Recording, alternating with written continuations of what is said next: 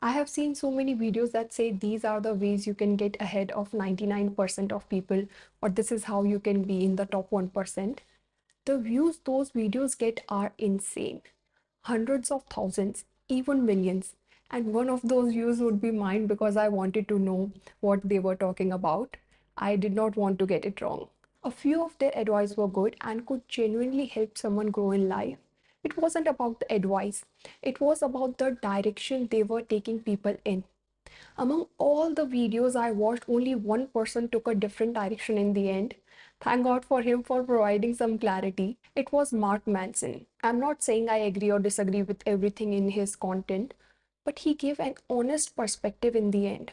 I'll tell you later in this video what he said. So, what does a million views tell us? It tells us that so many people desire to get ahead of other people. They want to know the formula and spend their lives working for that. Even growing up, my parents were really happy whenever I scored better than other students in school. But even when I was around 14 years old, I felt that there was something really wrong with this concept of getting ahead of my fellow students, who were my friends as well, and making that so desirable. It wasn't their fault. Maybe this is just a perception we have normalized. If you want to be ahead of 99%, it means you believe in this idea that someone is above you and someone is below you. And if you want to be above because you believe above is better, then run a simple test. Ask 100 people whom you believe are on the level you want to reach. Ask them now if they have it all and if they are truly satisfied and happy with life. You're going to spend your entire life trying to get ahead of everyone else. At the very least, you should know whether you are running in the right direction or not. Take time to think about it before you start running at full throttle. Hopefully, if they are honest, they will give you the clarity, just like Mark Manson did. He said that success is only going to amplify who you already are and how you already feel. If you are angry, you will be angrier. If you are great at a relationship, success will make your relationships even better. Well, if your entire motivation is to get ahead of people, you're setting yourself up to live your whole life in bondage to how other people are living their lives. As soon as you change your circle, you will see people have the things that you don't have. Then suddenly the things you worked a decade for won't matter anymore. Because now your new circle has access to different things. So you think, let's put in another decade and get those things too.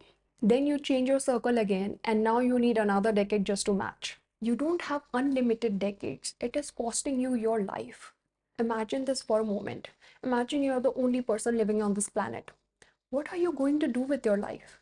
The whole mapping system you have built your life around disappears. Is your life meaningless now? Your quality of life does not depend on how many people are above you or how many people are below you. Don't waste your time on this absurd idea. Just think about it once. What does this category of levels in life even mean? Wealth, alright, that can be measured. But how can you measure who is having the best experience of life? This top 1% idea portrays itself as if it is the zone where you have the best experience of life. Like you will experience heaven on earth, a place with no more problems. How can you be so sure about that? You can never truly know someone else's life or their experience of life as an audience. The only way to know that would be to live it. You would have to be born as that person and experience their childhood, teenage years, youth, adulthood, and everything until the very end. Even biographies only give us highlights, they give us summary, not everything. And yet you want to categorize everyone as either above you or below you. It is not even feasible. Learning is good if you want to learn a skill that someone has, whether through knowledge or experience, to help you grow as an individual. That's amazing.